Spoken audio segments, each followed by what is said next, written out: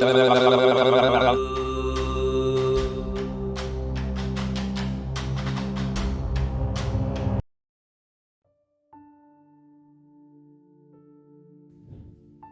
to my channel. I'm Trevor, and today we're going to look at the fascinating subject of alien abductions and the truth behind it. So for many years, especially in the 60s, 70s and 80s, there were a lot of cases of alien abductions really all over the world. At first people didn't believe that they were abducted, but as people were hypnotized and as more evidence came to the surface, it was seen that yes, people have been abducted. And really these abductions, if you want to call it that, been taking place for thousands and thousands of years. And so I thought I'd add a bit of humor in here. The only way really to look at this and put it behind us so we can move on to other things is the simplest way to look at it. Imagine you are taking your dog to the veterinarian or your cat, and you place the animal on the table and the vet is examining the dog, probing it, injecting it, and it's just pure love, because it's you really taking your dog to the vet because of love and what you need to do to keep your dog healthy. So likewise, when people are abducted by aliens, it's not as if you're being abducted or kidnapped on Earth. It's a different process. Pretty much similar to you taking your animal to the veterinarian. So now imagine that you're abducted and the spacecraft or the beings pull you into it, and you're on the table, you're being probed by a number of extraterrestrial beings, and they're either experimenting on you or doing long-term experiments, and you are a guinea pig. Now unfortunately what happens is some people do remember these encounters. I've had things, but nothing like an abduction. I'm a willing participant. So I've never really been on a bed that I remember. So we've got to really look. It's nothing that we need to panic about, but you can imagine someone waking up, lying on this bed with strange beings probing you and doing all strange things.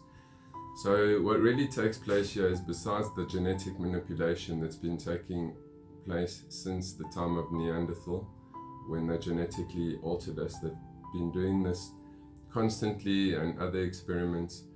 Some of these extraterrestrial beings are not spiritual. They're beyond that, but they're more scientific and they're not as gentle as some of the other beings. So it can be seen by some people as a negative experience, but the way I would see it is you should count yourself quite lucky that there's a super advanced intelligence that is either shifting something in you, healing you, or fixing something, or doing something that will benefit humanity at a later point. So you should really count yourself lucky if you do go through this experience. Now these extraterrestrials don't want humanity really to remember this, but unfortunately some people do remember, and yes, it is quite traumatic, or they feel it's quite traumatic. But as I said, if you just think of your pet, you're far more intelligent than your pet. The pet doesn't even know what an injection is or a probe, but you're doing all these things to it, and obviously it's freaking out on the table, and just like a human.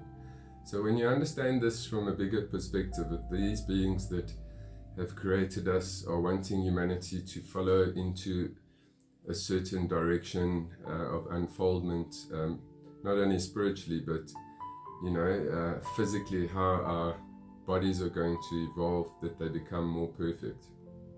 So again, we shouldn't really worry about this. It's something that's been taking place all the time. There are probably millions of people that over the centuries or thousands of years that have been abducted. So I would say count yourself lucky to have such an experience. And remember, extraterrestrials, while it's difficult for people to photograph them, they move exceptionally fast. So if you can imagine, what was that series Flash, So if you look at how flash moves, it's almost as if you see a light moving. So it is with these extraterrestrials. They are so fast. As you will look, they will have become aware that you're looking at them before you've looked at them, and they would have already moved. So they're working on an absolutely higher level than what we know at the present moment. So don't see this as a negative thing. It's a really, really good thing all around. Yes, it's not a nice thing to experience, I presume, but this is really what happens. So we need to look at the bigger picture. If you are being used, well, then there's good karma that is added to you, whether in this life or the next. So it's good to be a participant and understand that it's not really any harm that's coming to you. Part of the projects and experiments besides genetic manipulation was to create a more perfect human form. So what they've been doing for a long time is taking sperm from males or eggs from the ovaries from women, and then they would either father the child, or so in whatever way these kids normally get brought up on spacecraft by their parents or by the gods. Some of them continue the natural birth process on Earth, bringing about a new man. And the whole idea about this new man is we're entering, as we know, this old world of ours is busy dying, but in the future, a new man and a new Earth, if you can imagine, something more perfected to what we're currently experiencing now. So I hope you enjoyed this. I'm going to also post on twin flames according to the ancient Maya. And it's very interesting to see that thousands of years ago, this was already mentioned in the Mayan scriptures or the Mayan Popol Vuh. So please do like and subscribe and leave a comment at the end.